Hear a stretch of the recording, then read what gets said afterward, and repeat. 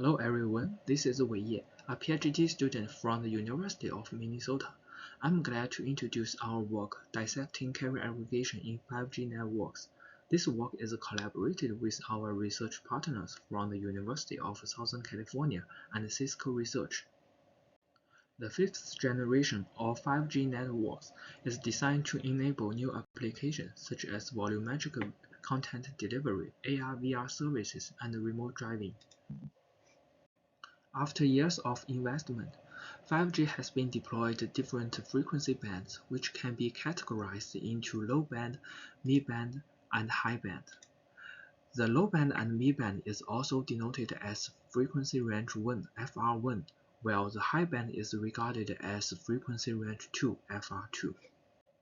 In practical use, each band will be further split into a couple of channels for data transmission.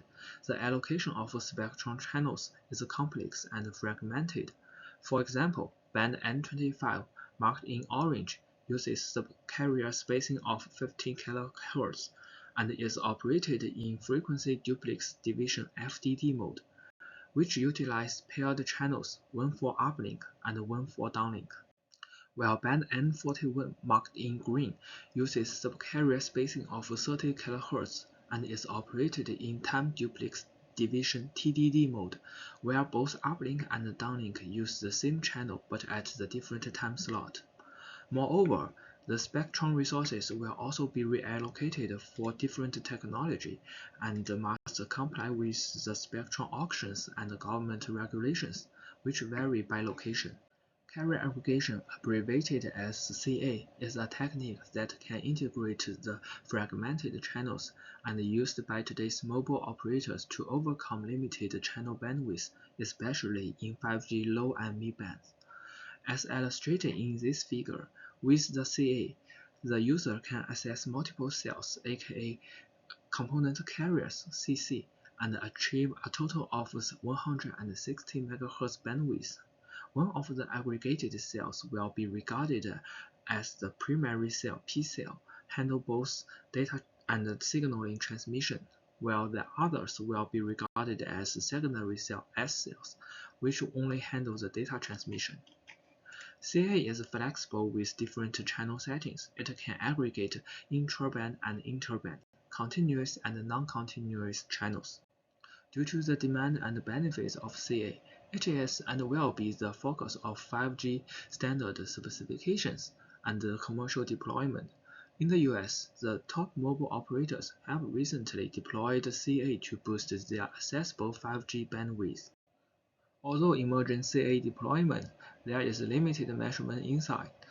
In fact, the initial data collection of the most published literature was conducted almost 2 more years ago, when CA was not widely deployed in 5G low and mid band, and thus CA is not the main focus of these measurement papers. Additionally, the papers which utilize machine learning to predict the throughput or bandwidth has not incorporated CA into their design, making those proposed algorithms achieve suboptimal performance in current 5G networks. In this work, we study the live commercial 4G 5G networks from the user equipment perspective. Concretely, we are interested in the following research questions. Firstly, what are the characteristics of the CA? Secondly, how can we dissect its complexity?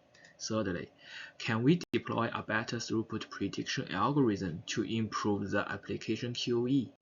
To answer those questions, we carry out a comprehensive in-the-field measurement study on 3 major US operators, AT&T, Verizon, and T-Mobile. We are using consumer cellular phones as the user equipment. They are tethered with the laptop running professional software to dissect and record chipset-level logs. Those figures show our measurement tool setup and representative measurement routes. Our collected dataset covers different radio frequency scenarios, mobility patterns, and phone models. We have detected 86 identical channels for 4G and 44 for 5G. They are forming a total of 511 channel combinations used in 4G and 61 combinations used in 5G. We refer the audience to our paper for detailed channel information and deployment strategies of different mobile operators. From the collected dataset, we observe that CA exists widely and significantly boosts 5G throughput. The figure in the left shows the detected CA status in one measurement area, where we can see that UE has a high possibility to aggregate more than 3 cc's. As a result of CA in low and mid bands, the throughput increases several times under the ideal channel condition, as shown in the figure in the right. However, CA also increases network complexity. Here we report a sample time series of throughput. The left figure uses one channel in bands N41 or N25 separately, while the figure in the right aggregates those two channels and annotated as N41 plus N25. We can see that the combined channel suffers more from the variability compared to work independently. In addition, the UE will employ different channel combinations. This figure reports a representative result, where the contour is the data distribution. Those different combinations will lead to multimodal distribution in the observed throughput, as we visualize in the right figure. Lastly, the dynamic addition or removal of component carriers causes throughput fluctuations, making prediction difficult. From this figure, we can see that the changes in CA status can occur within just a few seconds, posing the challenges for downstream application to adapt to fast-changing bandwidth. We use Vivo as an example to investigate the impact of 5G CA on application QoE. Vivo is an XR application that makes frame transmission decisions at 100 millisecond level based on the predicted network quality. Its QoE is measured by frame quality and stall time. We normalize the QoE based on the ideal scenario, where we assume the application has the ground truth knowledge of the network throughput.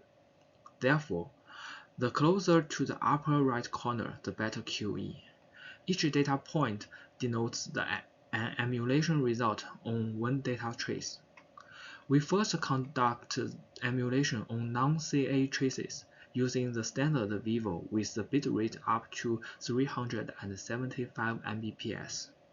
Then, we conduct emulation on 4cc CA traces using the scaled-up Vivo with the bitrate up to 750 Mbps. The mean throughput of those traces is close to Vivo target bitrate. We find that high throughput provided by the 4cc CA enable the network to support scale-up Vivo. However, the larger gap to ideal QoE suggests that it is still struggling to fully utilize the network due to the variance. Therefore, we argue it is important to consider CA to better understand and predict 5G performance in terms of throughput. Now, let's model the throughput with awareness of carrier aggregation. The aggregated throughput is a summation of individual component carriers. The throughput of each CC is decided by the number of allocated resource elements, modulation order, coding rate, and MIMO layers. Therefore, we can formulate the aggregated throughput using this formula with the function f, and those factors are more or less related to the received signal strength. We want to emphasize that not all channels or CC can contribute throughput equally due to their distinct radio propagation characteristics and deployment factors, so we need to model each CC separately. For an intuitive understanding, we visualize the correlation between each CC's received signal strength and its throughput. For the intraband CA, both CCs denoted as P cell and S cell are located in band N41. We observe that their throughput has strong correlations with their own signal strength. Moreover, their throughput is also highly correlated with the signal strength of others. As for the interband case, where the P cell utilizes the channel from band N41 and SCL utilize the channel from band N25, we can still observe strong correlations between the throughput and their received signal strength. However, their throughput is only moderately correlated with the signal strength of others. The time series plot of received signal strength shows that the interband aggregated channels do not have correlations as strong as those of intra-band channels. In other words, we cannot simply use one CC's received signal power to predict another CC's throughput, especially for the interband CA. In addition to each channel's distinct characteristics, we also need to account for dynamic feature interplays when CA involved. We illustrate this with experiments by using the band locking function. In the first sample, we observed that when CA was not activated, the channel in band N25 used 3 MIMO layers, while when the CA was activated, the same channel only used 1 MIMO layer. In the second sample, we observed that the allocated resource blocks of the same channel from the band N41 are reduced when more component carriers join, even though the channel condition remains the same. Based on domain knowledge and previous measurement observations, we propose 3 principles for designing the CA-aware throughput prediction model.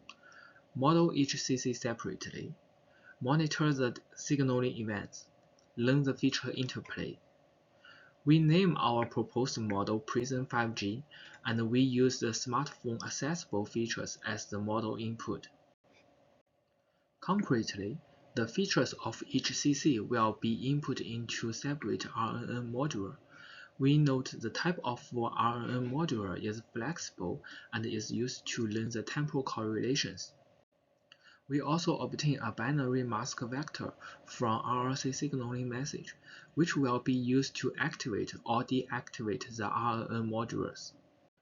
The output of RNN module will be input into the fusion model to learn the interplays among CCs. The fusion model can adopt an multilayer perceptron with the concatenation or a self-attention mechanism. Then we merge each CC's hidden state and learn the channel interplay embedding vector. Lastly, we aggregate the predicted throughput result of each CC by summing them together. This aggregated result is then used to calculate the loss with the ground truth and jointly optimize the entire model. In the interest of time, we recommended the audience refer to our paper for more details. We evaluate our proposed Prism 5G on self-collected dataset and compare it with 6 baselines. We implement a sliding window for the time series prediction, where the feature collected from the historical 10 timestamps are used to predict the throughput of the future 10 timestamps. Our numerical experiments are conducted at 2 different time granularity. One is 10 millisecond timescale and the other is 1 second timescale. The performance is measured in RMSE. The lower value indicates the better performance. From the reported table, we can see that our method is consistently superior to the other baselines with an average of 14% and a maximum of 22% reduction in RMSE. These figures visualize the predicted result plotted using the first output of sliding windows. We further zoom in on the CA status change area, marked as Z1 and Z2, where we can see that the prediction results of Prism 5G are much closer to the ground truth compared to the baseline model. We further conduct the trace-driven emulation and integrate Prism 5G into XR application Vivo and video on-demand streaming by replacing their default throughput prediction algorithm. We know that Vivo makes the decision at the 100 millisecond level, while VOD streaming using the adaptive bitrate algorithm MPC making decision at the second level. In the case of Vivo, the adoption of Prism 5G enables the application to transmit higher quality frame and suffer less stall time, thereby achieving better QoE. In the case of VOD streaming, the adoption of Prism 5G significantly reduced the stall time. Notably, it reduced the stall time by 37% in the tail cases. Lastly, let me summarize our work. In this study, we provide a valuable snapshot of carrier aggregation deployments in the US. Based on the domain knowledge and measurement observations, we propose Prism 5G, a CA-aware deep learning-based throughput prediction framework. We also conducted comprehensive experiments, including data collection, numerical experiment, and trace-driven emulations to demonstrate the efficiency of proposed Prism 5G. If you have any questions, feel free to email us. Thank you for your listening.